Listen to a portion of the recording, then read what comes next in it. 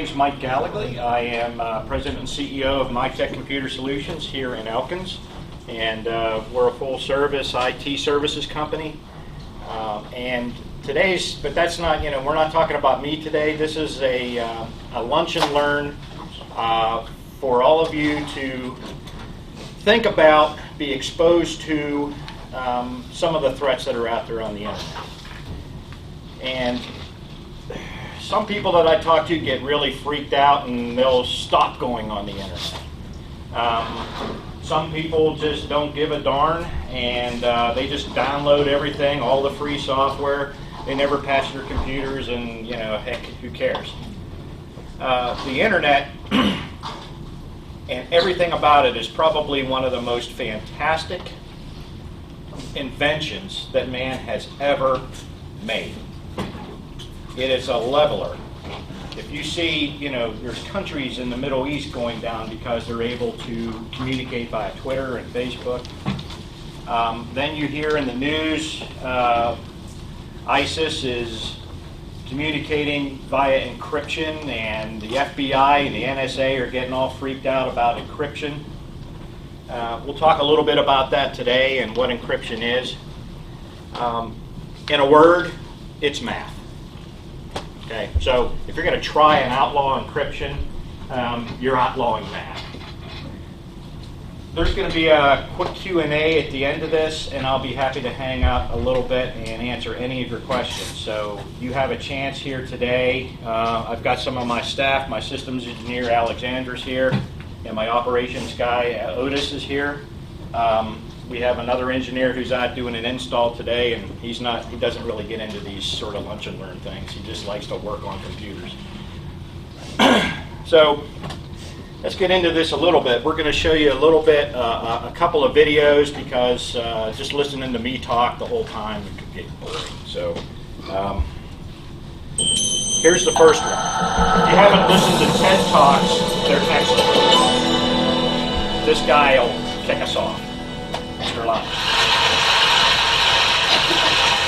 I'm going to be showing some of the cyber criminals' latest and nastiest creations. So basically, please don't go and download any of the viruses that I show you. Some of you might be wondering what a cybersecurity specialist looks like, and I thought I'd give you a quick insight into my career. Okay, I just wanted you to see, this is a top cyber expert, works for Sophos, and I just wanted you to see a couple examples of how computers get infected. And we'll talk a little bit more about that USB key. It's called a rubber ducky. And you give me about 20 seconds with a PC and a rubber ducky, I own that computer. I just, I can just passing by, stopping in the office, okay? I own that computer. The other thing that he was talking about was the website that he went to. And you can inject or do what they call SQL injection on the website. If the website is not programmed correctly, you got some amateurs doing it basically.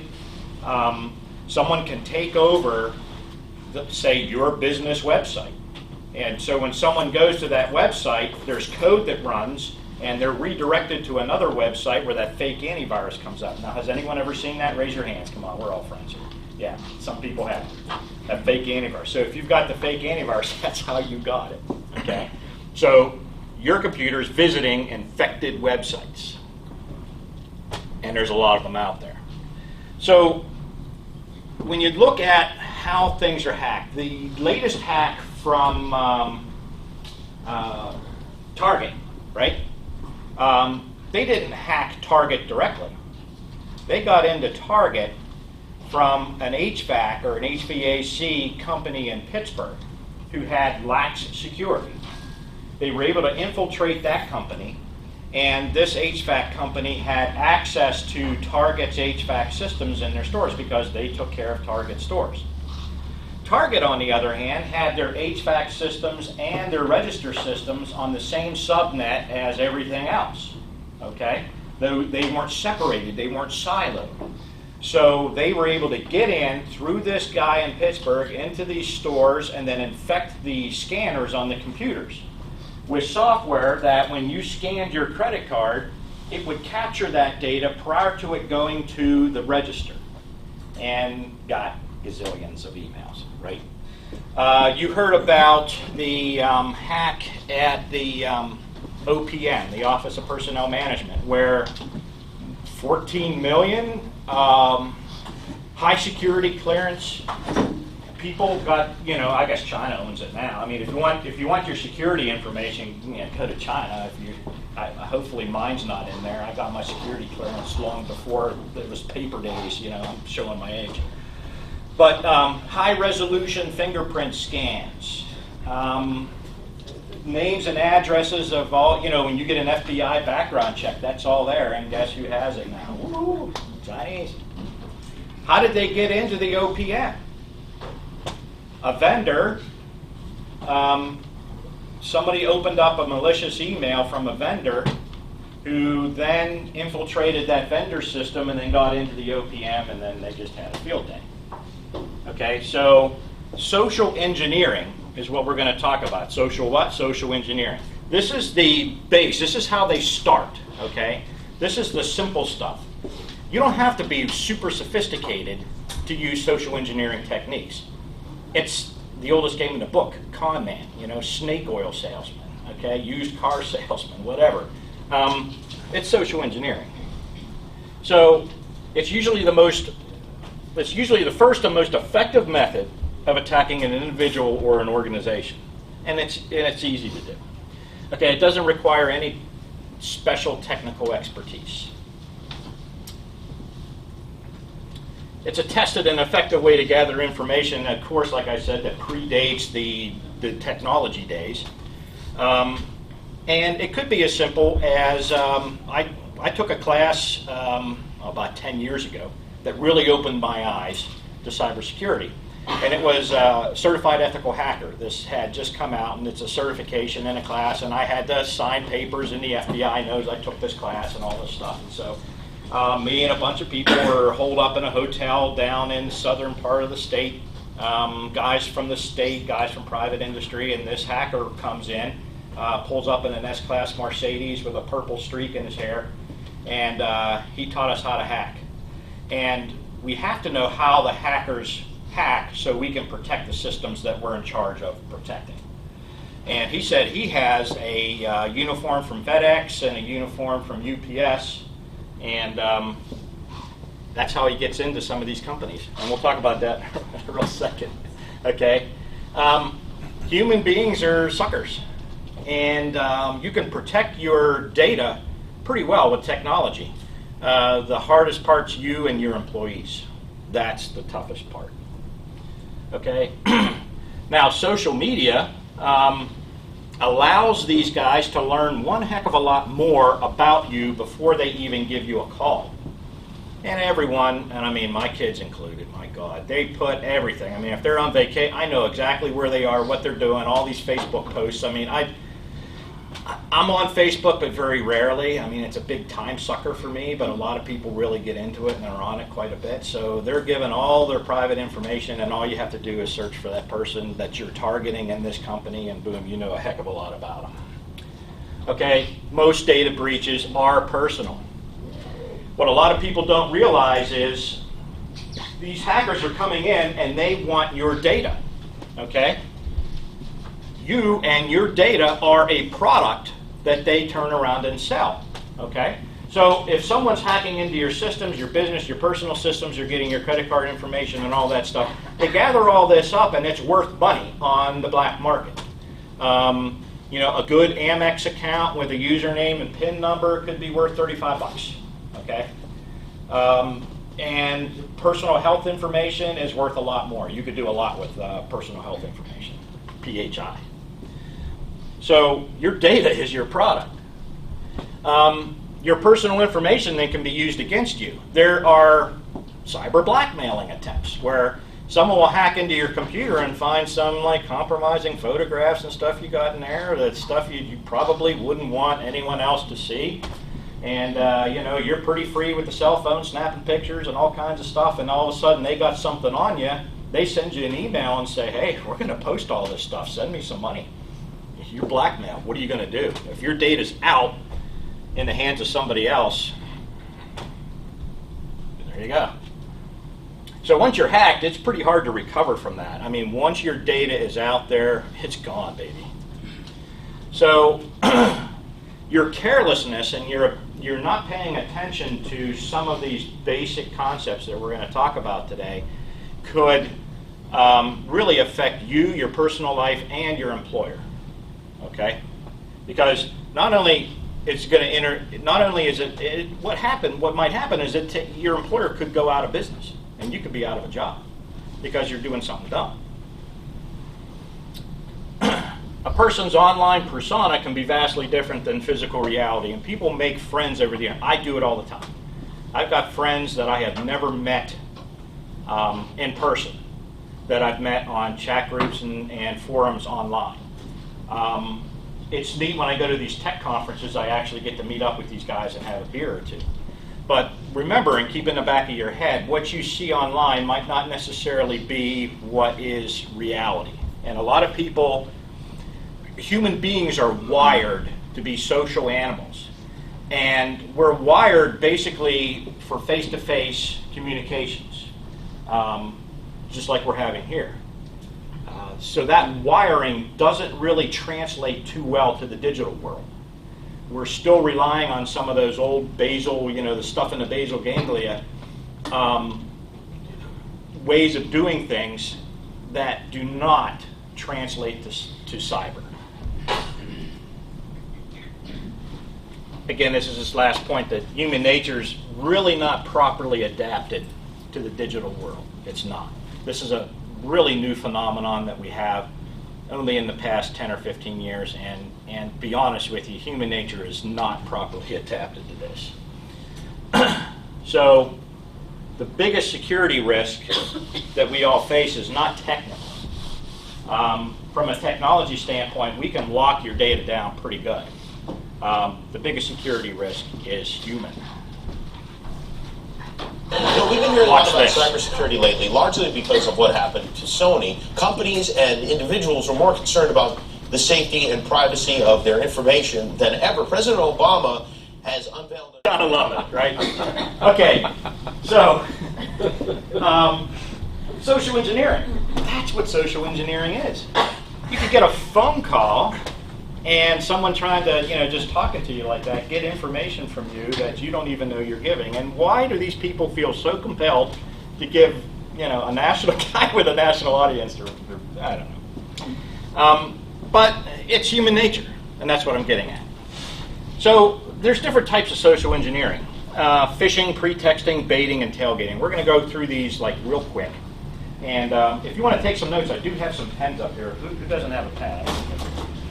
Just ask. I've got some. Okay. Courtesy of Skinner. Anyone else need one? There you go. Thank you, Gary. Skinner Insurance. Thank you, Gary. I'll take one. Thank you. Well, I got some more. I just got some here and here. All right. My pen and paper. Oh, yeah, okay. So let's take a look at some of these, okay? I'm going to bail out of this presentation real quick, and we're going to go to a document camera that should be up and running, hopefully. Now, if you saw my last one, this is just wonderful. This was an Intermountain, and I'd see it's dated. It's 2009. Okay. This guy was framed for child porn by a PC virus. So without reading the whole thing, what actually happened was the FBI caught this guy for having child porn on his computer, right? And he's like, man, how the hell did they get there? I don't know. Well, how do you explain that to these FBI agents? It's your computer. It's in your house. What do you mean? You don't know. Well, what happened was he had picked up a virus, and what these child porn guys do is they store their stuff on your computer so they don't get caught. Isn't that nice? It's something you got to be wary of. Okay. Here's another one, and these are a bunch I got. Some of these are old, some of them are new. U.S. Airways booking. Okay. You got to look at these things. It's like, well, yeah, I've flown U.S. Airways, but I don't, what's this? You click on that online booking details, you're going to be sorry. Okay?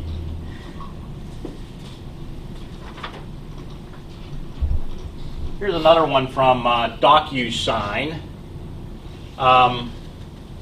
Isn't that interesting? A self-extracting archive. But if you notice, and I mean, look, I run an IT company. Guess who sent on behalf of? Administrator at mitechwv.com.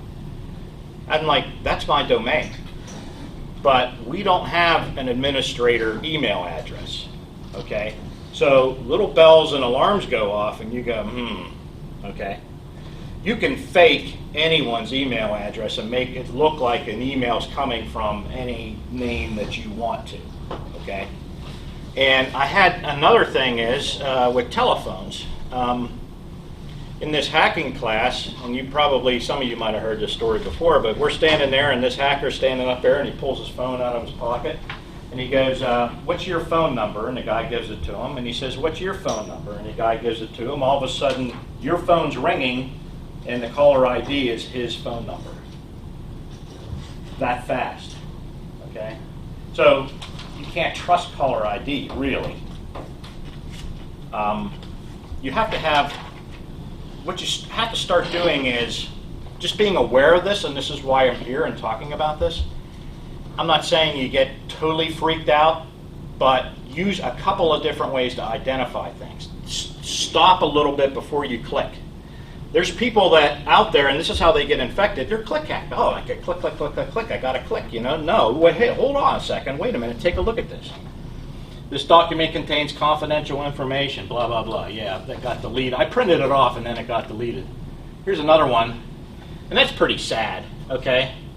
Sol.whatever, newyork.bbb.org, I don't know. But it's telling me that there is a complaint from the Better Business Bureau about my company. And I'm like, well, gee, I wonder who that was. You know, I'm not going to click on anything on here or go anywhere. I went to the Better Business Bureau and did a search myself, see, instead of clicking on the link that was in there. That's another way they get to mess with you. Let's see. There's ADP payroll invoices attached for your review. Well, I don't use ADP, but if I did, see, they're sending a gazillion of these emails to whoever knows who, right? If you have ADP payroll and you get this, you're going to think, oh, I better click on that. No, because if I did, it would be bad. FedEx. FedEx doesn't send you stuff like this. Your parcel has arrived, print the receipt. If you click that print the receipt thing, you're going to go to a pretty bad website. What's the giveaway on this? Anyone can anyone tell? What's the give on this one? Take a look at it. Well, yeah, dear client, but take a look at from. Stockton.us. That's not a FedEx email address. Okay. That's what I'm saying. Take a little bit of time, think about it, and then, click. Here's one from Intuit. Spade XXXX94. I'm like, well, that looks interesting. There's an invoice from Intuit. Again, that's all fake. Trying to get me to go to this website. And the thing is, if you hover over that link with your mouse, don't click it, but hover over it, your browser will tell you where that thing's going. CNN.com, email alerts. Okay, so who is anonymous-ASSIT249? Who's sending that? That's not CNN sending that to me.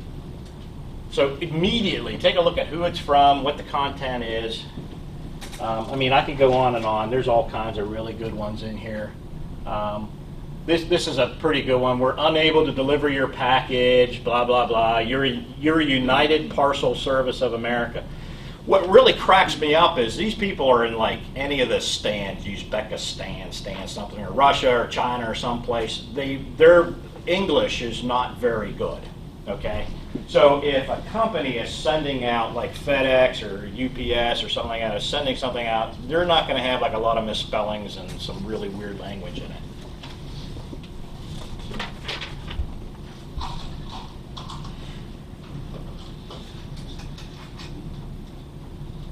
Your account was held up. You can activate it any time with the help of the keys added to this letter. And be careful of that .zip file, because anything that has .zip is going to execute when you click on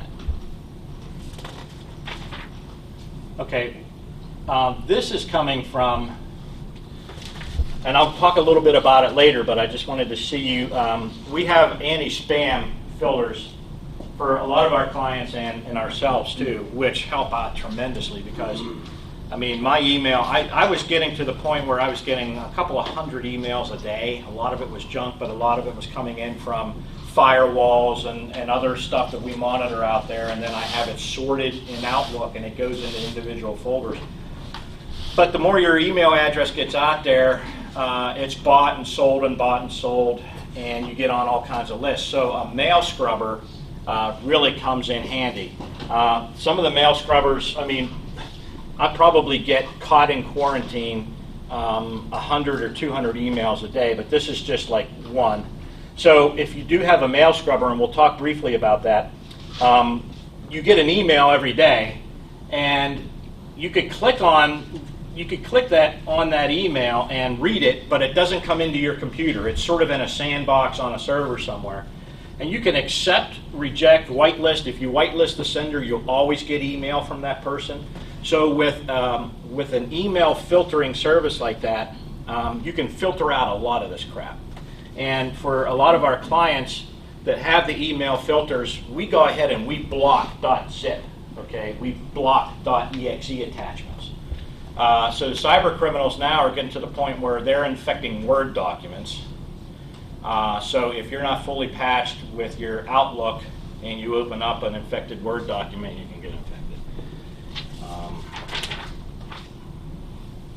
Otis just got one of these the other day. This was just sent the other day. An attempt has been made to log in from a new computer. So click here now. Don't ignore this message. There's always, a call to action with these people. It's really important. There's really no emergencies out there except for, this is D&E College. I'm a coach at D&E, but I sent this to their IT guys, and it wasn't just a little bit later. He used to work for us. He runs the IT there, but he sent it out because someone clicked on the link at the college that works there because it looked legitimate, right, because of how but I knew automatically as soon as it went there that it wasn't, but I forwarded him. But I knew we were doing this, so I sent it to Mike and just so he could see it. So this is just an example of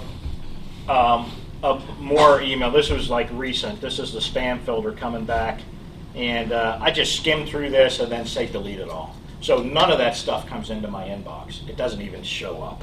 Okay. Let's get back to our presentation here.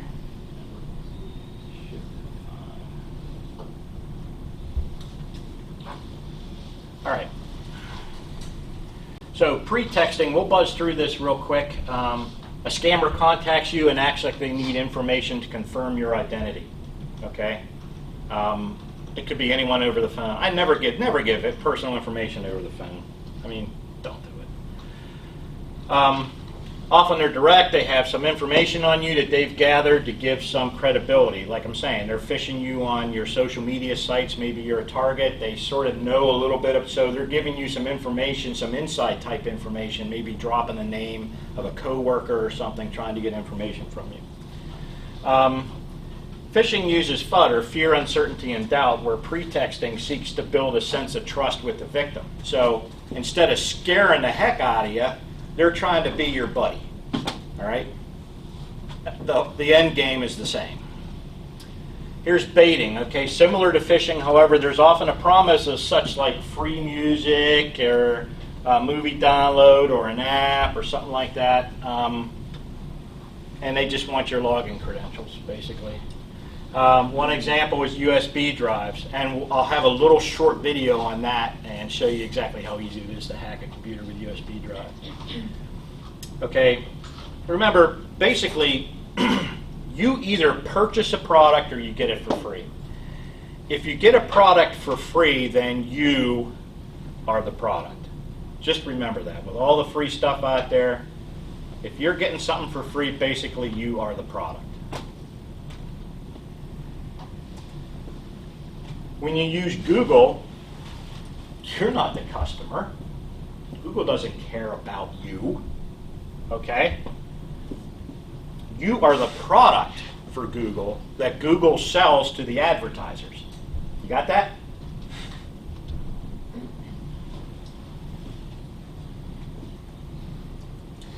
Tailgating is another one where you might have a UPS uniform. If you want to get into a building, if someone wants to hack into your systems or something, especially in a business, they're acting like they belong there, okay? Could be a delivery guy, an auditor, pest control guy. No one questions them. Hell, they even open the door for these guys. And this one hacker I was talking to, he brings out his cell phone, looks like he's doing something on the cell phone, and he's taking pictures of where all the security cameras are and all that stuff too. You can get in and out real quick.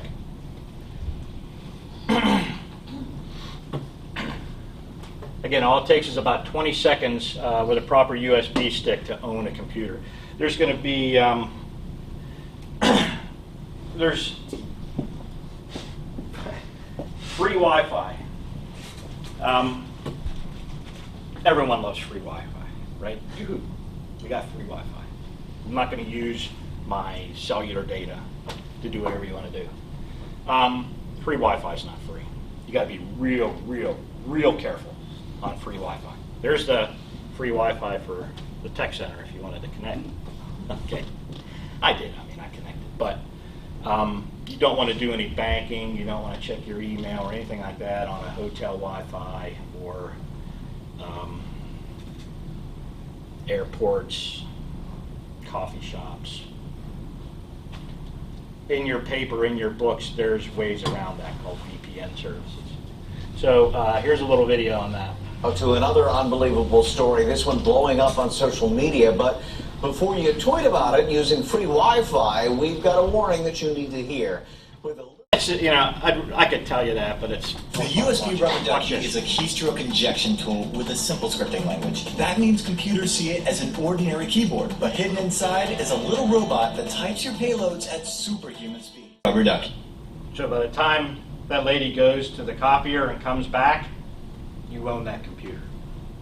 These rubber duckies you can buy online, program. There's all kinds, there's like forums on how to program these rubber duckies. Okay, I gotta get one, they're cool. Same with the pineapple. Now, these pineapples that they were talking about in hacking Wi-Fi, you have to be pretty good. You have to know how to use Wireshark and how to sniff passwords, but basically you can sniff all the traffic that's going over the entire, all that Wi-Fi in that coffee shop or whatever, and yeah, it's scary. The last thing, the last little video we're going to watch here is a quick one from a Dell security expert about, who's heard about the Internet of Things? Anyone? IoT, Internet of Things? A few people have. You'll hear it, believe me, it's coming. And everything that they're putting out now is Internet connected. Refrigerators, televisions are connected to the Internet. Light bulbs are connected to the Internet, right? Everything. The problem with all this stuff connecting to the Internet, it's really cool. Garage door open. My daughter has a garage door opener that's connected to the Internet, and she can open the garage with her cell phone. That's real convenient. That's great. In the back of my mind, I'm going, I don't know if I want to do that. Because they're putting this stuff out, and they're not thinking about security. They're thinking about convenience, okay? If it's convenient, it sells. They want to sell this stuff. They'll make it, they'll ship it, and security is the furthest thing from their mind. A light bulb was put out, a smart light bulb that you can turn on and off with your cell phone in a little app, and people were going gaga over it, right? They produced a gazillion of them. It was at about a month, and a hacker reverse engineered it and hacked into it. So now any Wi-Fi hotspot or any Wi-Fi he can pick up, if he gets on your LAN, he can take over he can get into your computers through the light bulb. Through a light bulb. Okay? So be careful about all this crap you buy on Amazon and plug into your house. Take a look at it. It's really, it's got some issues. Now, there's another thing that we need to talk about too with businesses is bring your own device, or BYOD, bring your own device. So you've got a secure network, you've got a firewall, you've got passwords to get into your financial data in your office and all this stuff. And then you have employees coming in with tablets, computers, cell phones, and they want to connect to your network, right? At work, so they're not using all their cellular data, okay? Well, when they connect to your network, if you don't have it set up correctly, they can have access to everything else on your network, okay? That you might not want them to.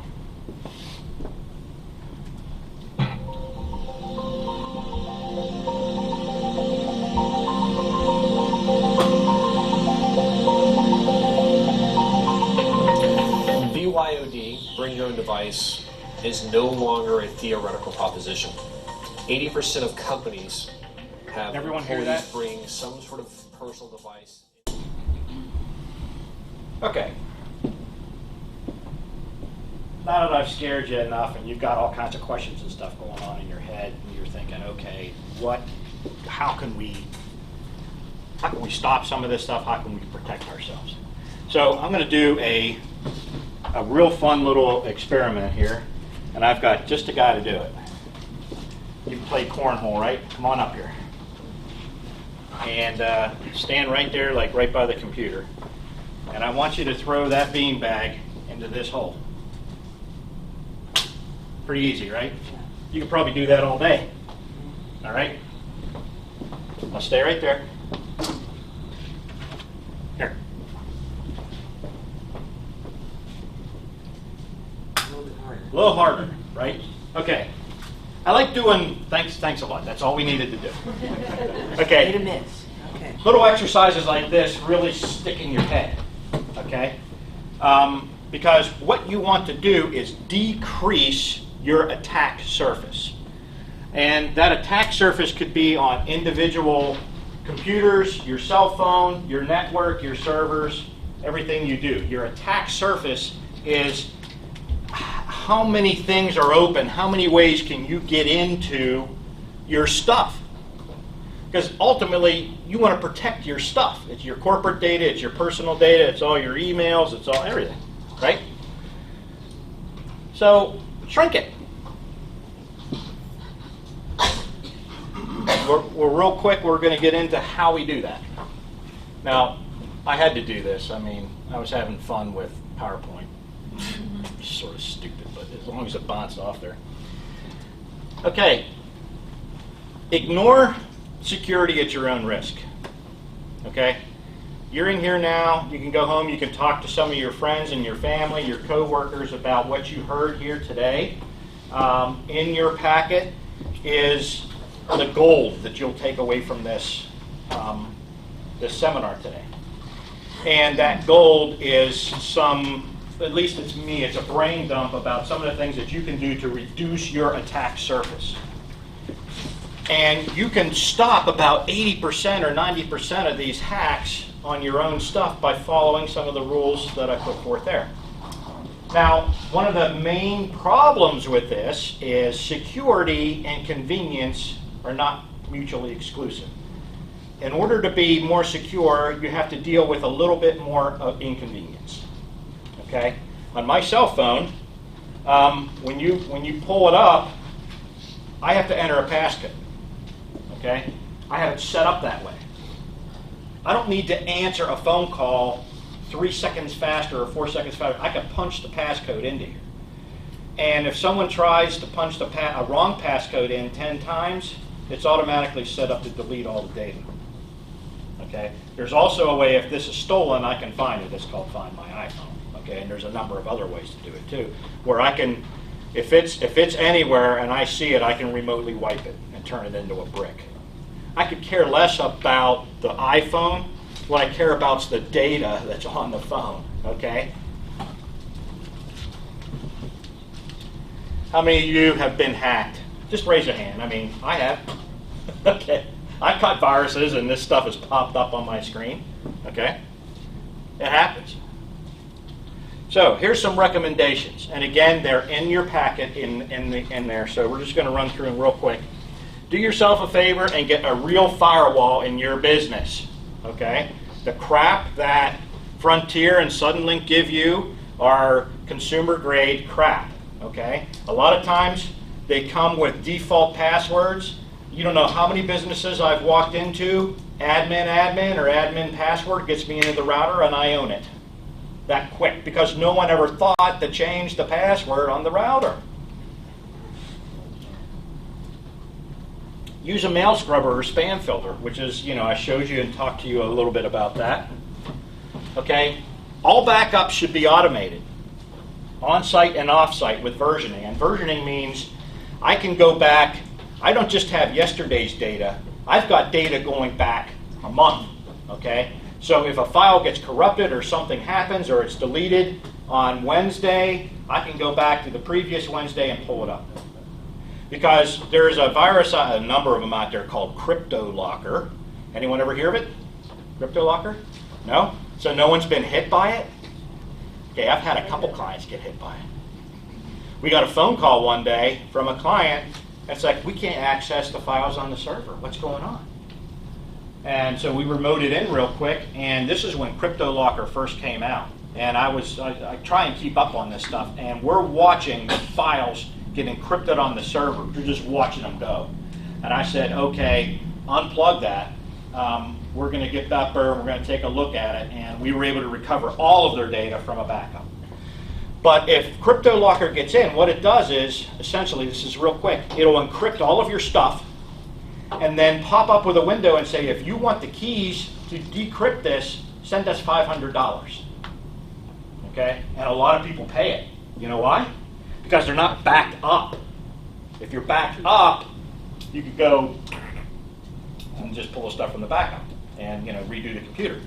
So back it up with versioning. Because if you're backing up just yesterday's data and it's encrypted or something happens to it, you've just backed up crap. So it doesn't do you any good. Automated patches for Windows, Adobe, Java. 40 to 50% of the exploits coming in aren't Microsoft flaws. They're Adobe, Java, okay? Macromedia Flash, or Flash Player, which is really bad. Use site-wide antivirus and anti-malware programs, okay? And again, the paid versions have a lot more features. It's your business, it's your data. Pay for a decent program. One free program worth loading is Malwarebytes, okay? And there's some information on it in your sheets.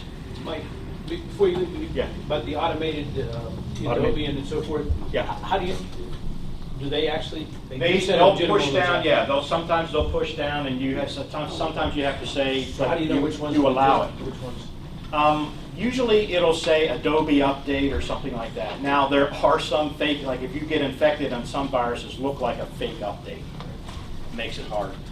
I know with our clients, we push the updates down. Okay, so we monitor that, but turn on the automatic updates on your computers and when it says your computers, it's usually Patch Tuesday is every first Tuesday of the month, right? Second Tuesday. Second Tuesday, yeah. So second Tuesday in a month, Microsoft will push out patches.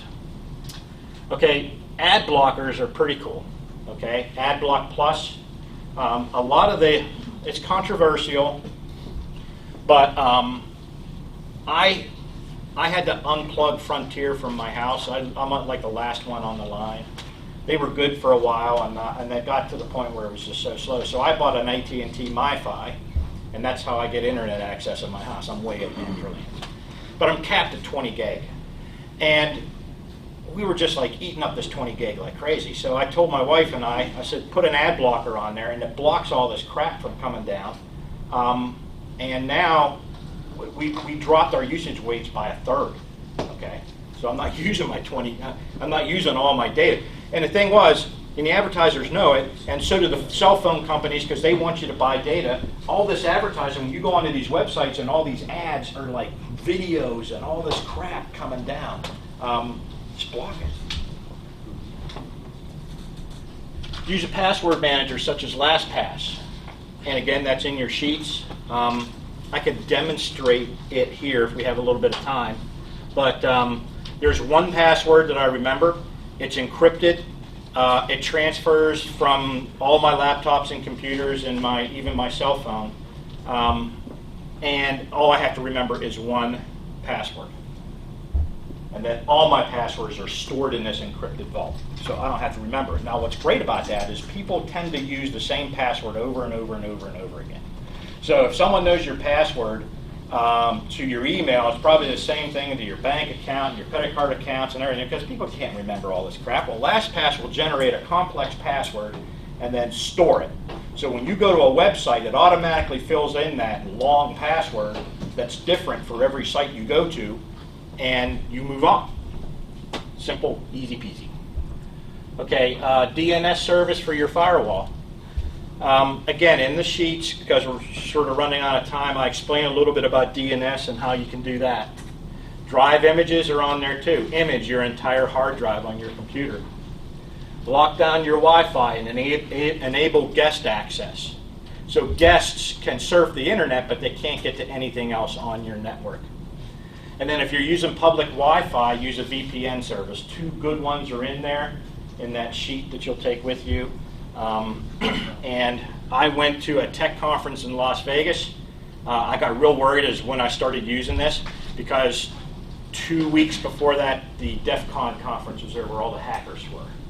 And they have, like, when you walk in the hotel, if you don't have your phone secure or anything, there's a wall of shame, and then they put your cell phone number and everything, all the data they exfiltrated within 5 minutes right up on a big screen. Yeah. Okay, can you afford to ignore it? There's our friend, okay? Stick your head in the sand. Go ahead, okay? It's your stuff. You learned a lot today. Hopefully I didn't overwhelm you, but don't ignore it. And again, I love this thing here. Don't be that low-hanging fruit. Delicious apples hanging on the tree. If you're walking by the garden path, you're going to grab those everyone. It's easy. You grab that low-hanging fruit, right? Do you want to be that low-hanging fruit? Or do you want to be that apple that's way the heck up in the tree that someone's going to have to climb and reach out and get? They're going to have to really work to get to your data, okay? Shrink your attack surface. And that's it. So thank you for the privilege of your time. And I'm open to any questions. I'll stay as long as you want. Yeah. Like, just quickly, my wife on her computer is getting literally hundreds of advertising emails. Sign up for Medicare. Now, if I rather than put those in the trash, if I move the junk, will that take care of, if that person tries to send another one, will it not come Yes through? and no. I mean, they're using the same email address, but these spammers know that they have spam filters, okay? So they're going to change the addresses and they're going to change things so it'll show up. So you could click and say it's spam, it's spam, it's spam all you want. The spam filters work a different way. They are computers that use heuristic algorithms, and they look at like hundreds of millions of emails a day, and then they run through a whole series of filters until it gets down to you and into your inbox. So the spam filter in Outlook or something really isn't that effective. Was there something I can do? I mean, yeah, there's some. You can look online for some spam filters and stuff like that, and run your mail through the spam filters. Okay. Any other questions? Yeah. What about the McAfee and Norton? Are they good? McAfee and Norton, yeah, I mean, they're okay. I'm not a big fan of Norton. I just think it's a pig. It's too much code. It just slows your computer down. I'm not a big fan. They do well on their search results and stuff, but I mean, they really slow your computer down. What would you suggest to use? Well, I mean, there's Bitdefender and WebRoot and Trend. They're all pretty light. Okay. Is that the same as Trend Micro? Trend Micro, yeah. Right.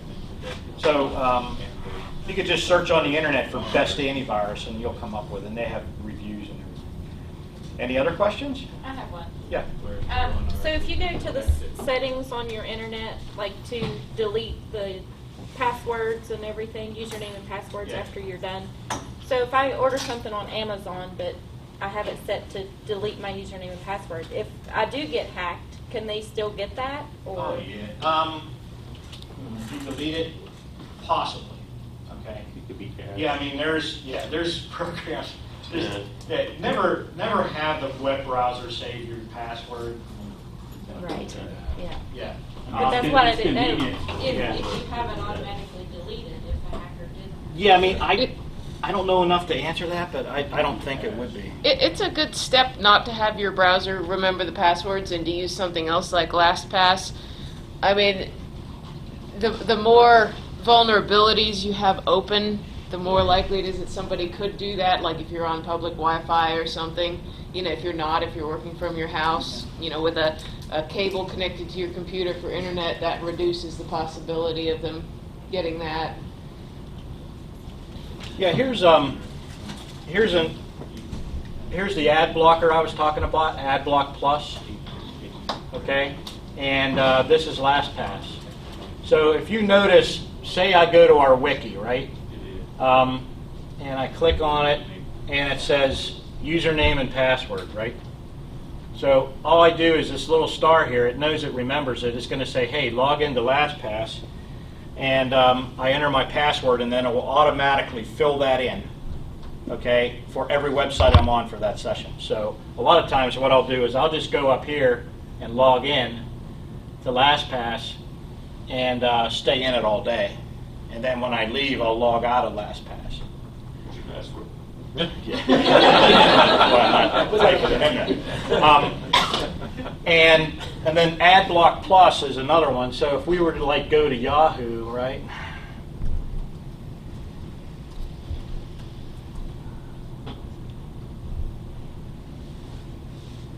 Okay, you see that counter right there? 4? Yeah, 5. Yeah, 7, right. So it blocked like 7 crappy ads that were sucking up a lot of bandwidth and all that stuff. And the page loaded pretty quickly. What's that cost? It's free. Really? Yeah. What is it? Wow. AdBlock Plus. And then LastPass is also free, but I recommend just throwing them a few bucks, and then you could put LastPass on your cell phone. So when you're in a public Wi-Fi spot, you can just go to like a VPN session, and it's pretty easy. I don't know if I could throw it on the overhead screen.